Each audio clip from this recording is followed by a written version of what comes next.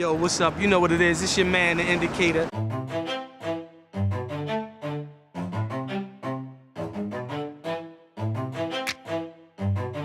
Enter.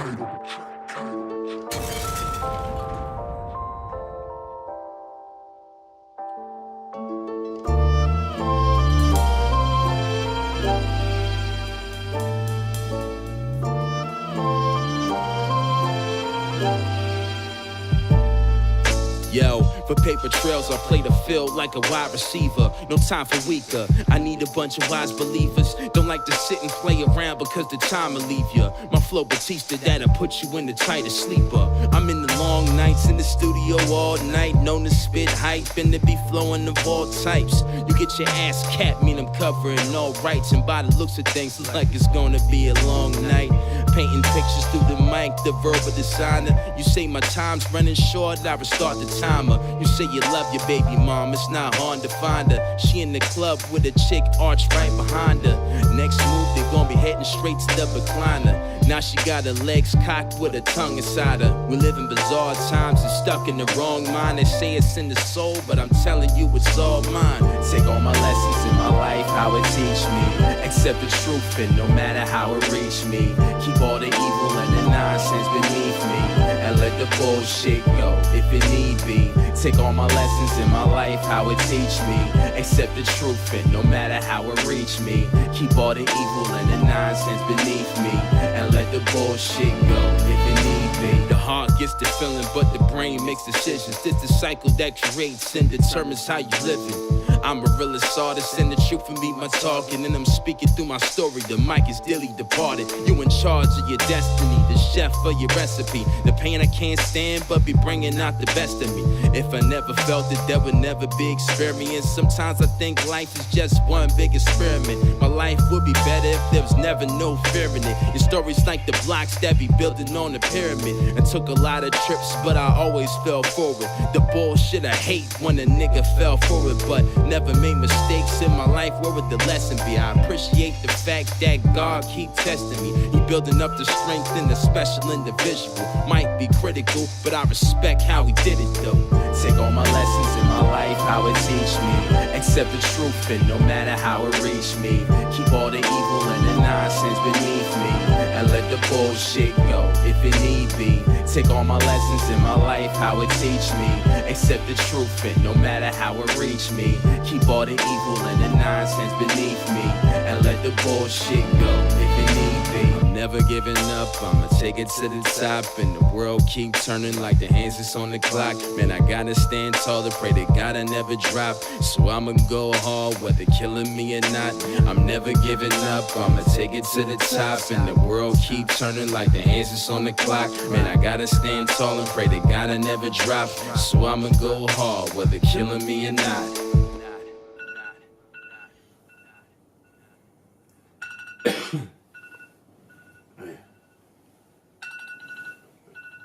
Last person in the world who I thought robbed me. Damn. Whatever happened to morals over money, man? It's crazy. Welcome back to Enter the Zone. My name is The Indicator. We're here at Trac-Qaeda Studio, Trac-Qaeda Music Group. I got a hot artist with me. Go to my left, have this young brother introduce himself to you. First of all, thanks for being on the show, good brother. Please tell my viewers, oh, absolutely. Please tell my viewers who you are, where you're from, and what you do. Stevie Franks. I'm from Jersey, Longside, New Jersey to be specific. I'm a hip hop artist. I've been doing it professionally for about, I want to say about going on about 4 years. Currently, I just released a project called Morals Over Money, which was entirely produced by Trac-Qaeda. There's a production team that I work with underneath the label of Trac-Qaeda Music Group. It's been out since October 2015.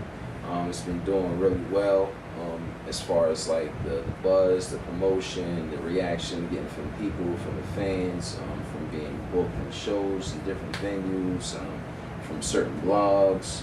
I'm very grateful for the situation that's been happening from this because the project is very well balanced. Absolutely, that's flavor. It's Trac-Qaeda, not Trac-Qaeda, my fault. I say the same. I stand corrected. And you spoke about the love that you're getting and the reaction to the music. But tell me, where's hip hop for you? I try to be in a balanced situation.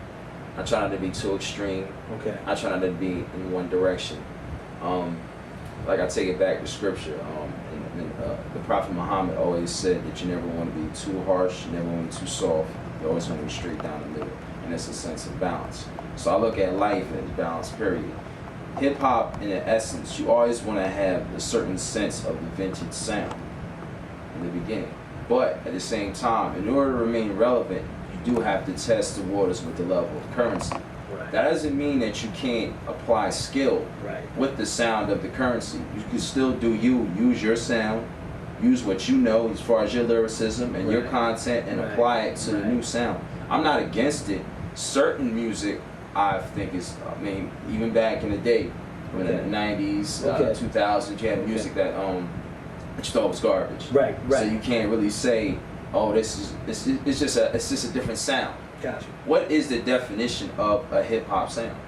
People will tell you it's supposed to be a relationship. It started out as between a relationship between the DJ and the MC, correct? Okay, absolutely. Right. Absolutely. So in the hip hop sound, when it was founded, you had the DJ scratches in it. You had the DJ scratches in it, and you had certain levels of the snares, the bass, and the drums, and then the MC, whose voice is supposed to play like another instrument over top of the beat. Right. The only thing that's changed between the new sound and the older sound is that there's no DJ scratches. Gotcha. But there's still a DJ playing the music in order for the music to get played. So really the only difference between the newer sound and the older sound, with the exception of a few artists who you can't classify as hip hop music, you can classify it as alternative, entertainment, singing, you know what I'm saying? You classify it in those avenues, but as far as actual hip hop, you can't do that. But like I said, the only difference between back then and now is there's very little DJ scratches. But there's still initially DJs is playing the music. Where are you in terms of lyricism?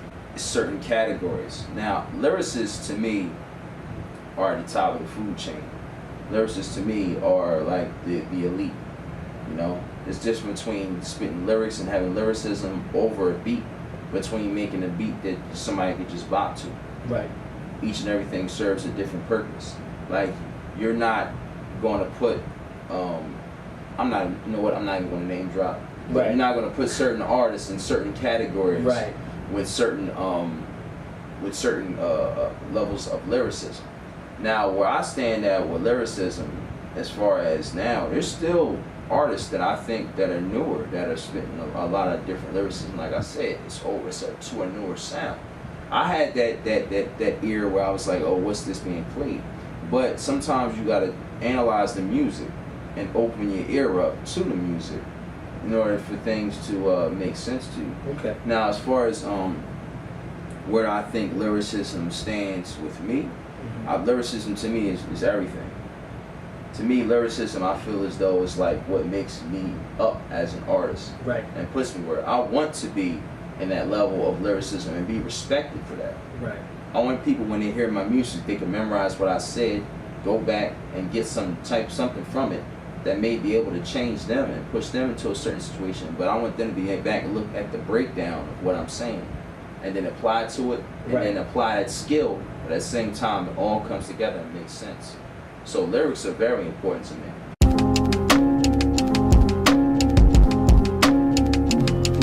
Yeah. Yo. Shout out to Cool Herc, Bomb by the Starsky. Cause without you and Sugar Hill, there'd be no me. No way that I can express the hurtful pain in my chest and recollect all my demons through a tape in the deck. Instead of robbing and killing, spitting shells from attack, the respect is ever given. So let's get to how I'm living, let's get to how I'm spitting diarrhea. Cause I'm shitting, this feat is impossible, but I'm sticking to my mission. They say that you only as good as your last rhyme, so it makes your mind sits on the entrance of your mind. Enter my tune, take a flight to the moon. I'm torturing rappers by pouring alcohol in their wounds. My everyday struggle, kinda something like Biggie. A fan sent me a picture with my name on it. Cities, if I ain't speaking the truth in my raps, then I'm seeking it. I'm black, I might get shot just for speaking it. Might try to burn a bridge, they might try to hurt the kid, but we've been getting shot way before they did in Ferguson. Hold up, 1 second, did I mention this whole plot here was the cause of racial tension? Fuck all your feelings if what I'm saying is offending. Everybody say they real, man, you niggas be pretending. They say we wanna help because we care about you. This shit starts from home, nigga, worry about you.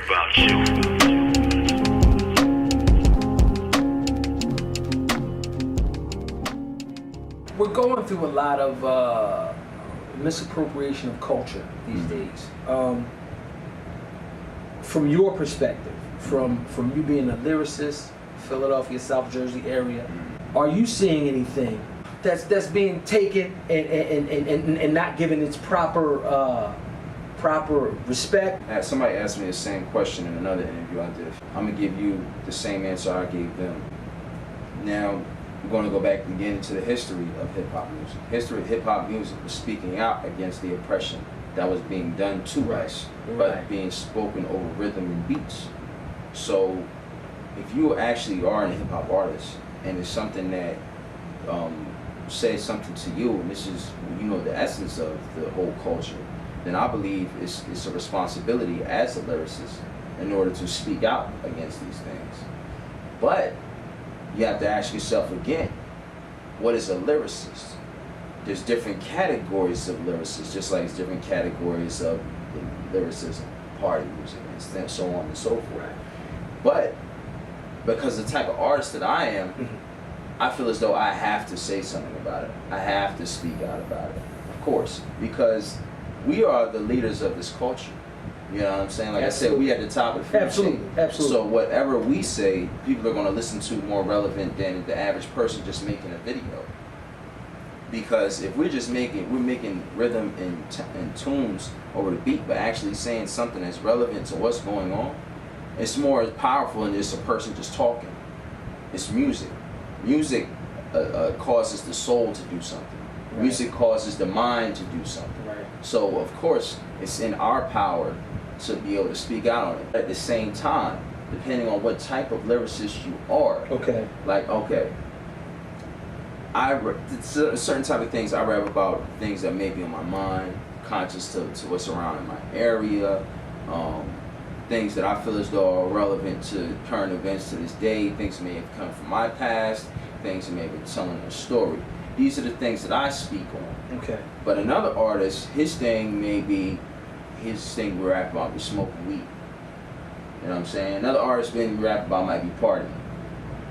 You can't expect for an artist that has a certain fan base that all he talks about is sipping syrup and getting high to start talking about things that are conscious that are going on in the world today. Right. You can't expect them for that because they have a fan base they have to stick to. Right. So you don't want to throw their fan base off and go elsewhere because at the end of the day, this is chess, not checkers. Gotcha. So you're a lyricism, but this is a business. At the end of the day, you don't want to throw your fans off if they riding around sipping syrup and they chilling. Then all of a sudden you turn over and you go to Black Power, speak out against this and that and third. They're gonna be thrown off. Like, what's this? Right. You know what I'm saying? Right. But at the same time, then might be a counter effect to that. Okay. They might actually soak it in. but I'm just giving a reasoning of why certain artists don't speak out about it and why certain artists do.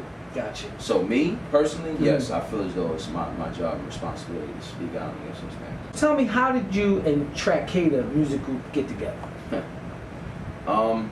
Well, there was a movement going on in South Jersey and Philly called Lyrically Fit. That was I'm familiar. Yeah. Jay Grady. Right. Shout out to my man, yeah, Jay Grady. What up, shout out Jay Grady. The Lyrically Fit movement was going on, and I was performing there for a couple of events. I met Trac-Qaeda in a venue in Atlantic City called Grand Fromage. Okay. And they were working with an artist at the time named Drama Sinatra. And me and Drama Sinatra, we exchanged information and we would stay in contact over the course of that year. I had just finished doing a project called Fortune Only Favors the Brave. Okay. And I did that with DJ Soulbuck, actually hosted the project. So we did that together. And I was going around promoing that. In the middle of the promo, I was listening to the sound. I didn't want to have any more mixtape sound. Okay. So I knew I wanted to go after something that was heavy and hard. I already was working with another producer by the name of D. Wills. He was from my neighborhood. So we were working together, but I was looking for something else. I needed like a different type of sound that I feel as though that may have been able to grab more so of the culture. Plus, I felt as though I was looking for another producer that may have understood the business a little bit more and may have been on the grind just a little bit more. Been on the same type of mind business level. And from talking to them in previous in the venues, I understood that they were about that. So I reached out to them one day. I came through here, got some beats, recorded tracks randomly, and then they just came to me like, one day, like, we have, I texted them previously before. I said, well, do you need any more artists on your bracket? And they was like, we're going to talk to you on a later date. So I came through the studio, we talked and everything else like that. It was like, yo, we think it would be in the best interest for us to do a project together. Okay. So one project, which we did with Morals Over Money, turned into an entire situation to where, like, now we're not just making music together, we're actually family. Okay. You know what I'm saying? Absolutely. We actually sit here. It's not just us coming through here. I'm going in there, recording our music, and I'm going home. Nah, we talk. You know what I'm saying? We talk about the business. You know what I'm saying? It's a music, but it's a personal situation. But the thing that makes it great is that we both all have an understanding of what teamwork means. Right. Understanding what teamwork means. So like when they say teamwork equals the dream work, it's the truth. So we all have an understanding and we see eye to eye on a common level. That's why we get together so well. And one thing I like about them too is that they keep it real with me. Right. When it's garbage, they tell me it's garbage. Right. You know what I'm saying? When it's hot, they say, it's tough, you got that one off. They don't ever gas me. They always keep their stuff, it's hot, it's hot. You know what I'm saying? If it's whack, it's whack.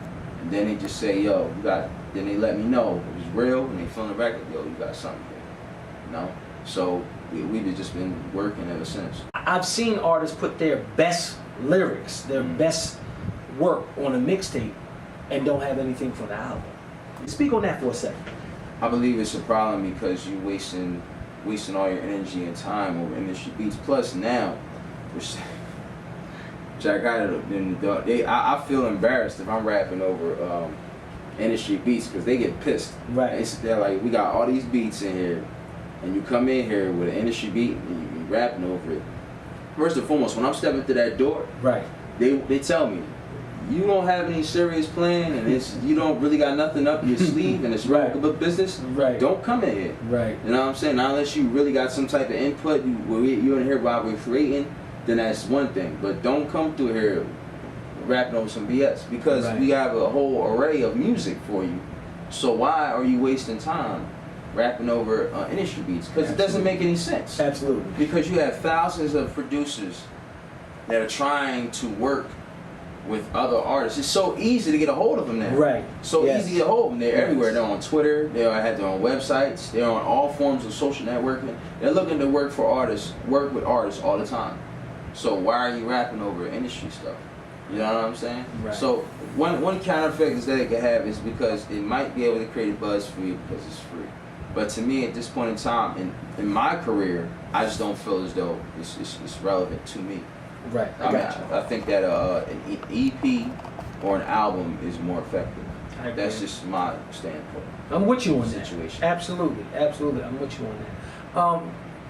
You know, as you said, there are a lot of producers now that can websites and things like that. With the advent of all this technology, it seems like it's a lot easier for artists, producers, companies, even to link up and get some things going. How has your social media been, and how has the technology worked for you? I think it's a lot easier. Because when I was doing it, before doing it now, I was in a group back in like 2004.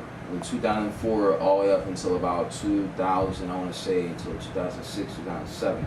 Okay. And it was a lot harder for us because just to get into a studio was hell. They wasn't trying to let you in the door. Right. Now we was young. We was only about like 16, 17 years old. Okay. So for us to get in there, it was just like, oh, a bunch of kids like off the street. Right. We're not going to take you in. So it was hard for us to get in and record one. Now you don't have that problem because everybody and their mother has a studio. Right. So there's no excuses for you to get in there. That's one thing.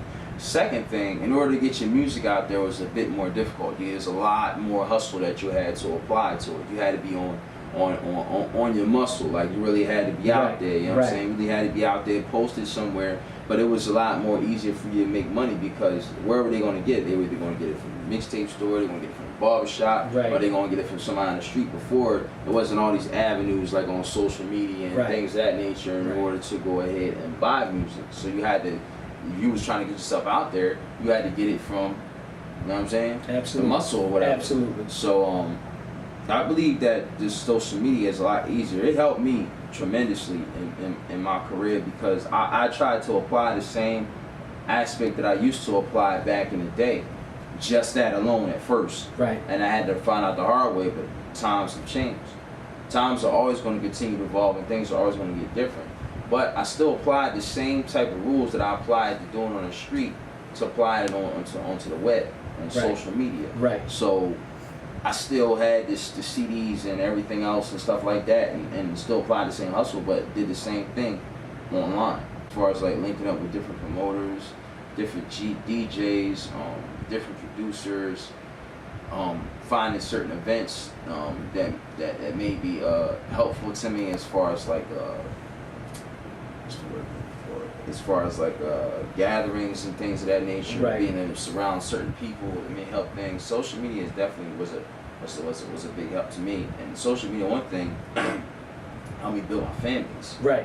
My fan base tremendously because it's just like Facebook and any other social network is a way you could just meet random people. Right. You never even know these people, but if they like you the way because social media gives them a way to really get to know who you are. Right. You know what I'm saying? Absolutely. It gives them a way to know who you are, like from what you post into videos to you as a person. You're selling yourself. You're bringing these people into you. Right. So since you're bringing these people into you, this is a part of your market. Now, who you are reflects upon your music. Right. So now that you're putting yourself out there, reflecting in who you are, you're giving them like, oh, he seems like this is a great person, or he seems like this. That's how you sell your music. Right. Now they like the person of who you are, so they're gonna like your music. For the younger MCs or just MCs that are watching you, that are following you, seeing you on tonight's program, what lessons can you leave? All I gotta say is there's really no formula to this. There's really no way of going about how you could do certain things. No way of going about how to build this. I wouldn't be able to tell anybody. People ask me that all the time. How did you do it? How do you do it? All I can tell them is this: you just gotta start. Start looking. That's it. Start looking. Put one foot in front of the other. And when you put one foot in front of the other, you go hard. Don't slow down. You're gonna have to make a lot of sacrifices that you do not want to make. A lot of choices you don't want to make. A lot of them. I mean, a lot of choices. Like you're gonna have to pass up going out. Right. You're gonna have to pass up dealing with the girls. Right. You're gonna have to pass up messing with the bottles. You're gonna put the weed down. You know what I'm saying? This game is all about sacrifice and patience and learning from failure. Learn from what you made mistakes that you made the first time, and don't go back to them.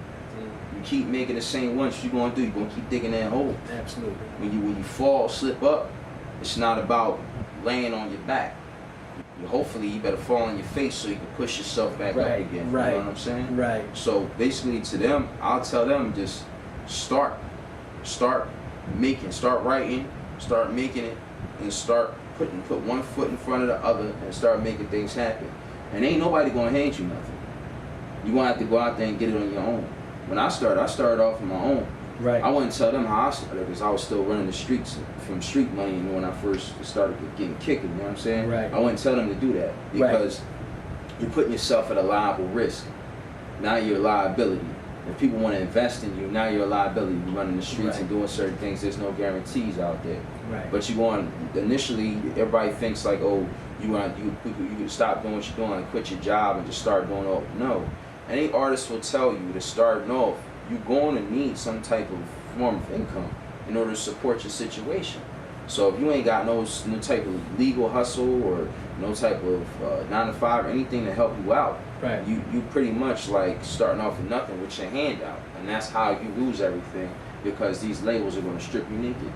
They're going to take your publishing, they're going to take your name, they're going to take your music, they're going to keep it to themselves. Right. You know what I'm saying? Because you got to give them something to work with. That's why I said building a brand. So how you build your brand, the best way to do it is start it from the ground up. So best advice I can give them, start. Work hard, learn from failure, make sacrifice, and don't stop. How can folks reach out to you?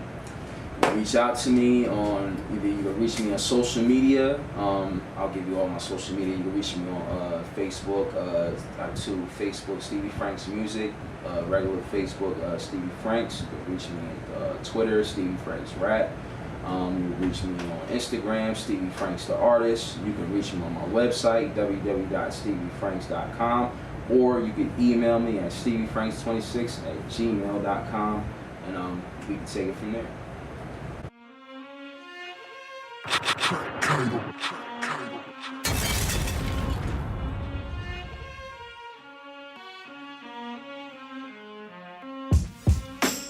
Into the zone. Right. It's like this. Criminal minded, boogie all through this money. My crew got the juice and the fish, get war from me if you try to take it. I got this pretty thing naked and it's going down. Man in the mirror that I'm facing got a fucking crown.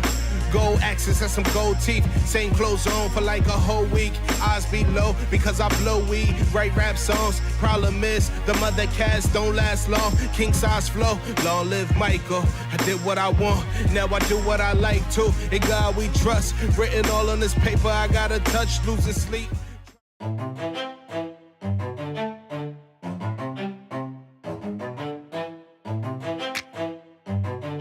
Enter.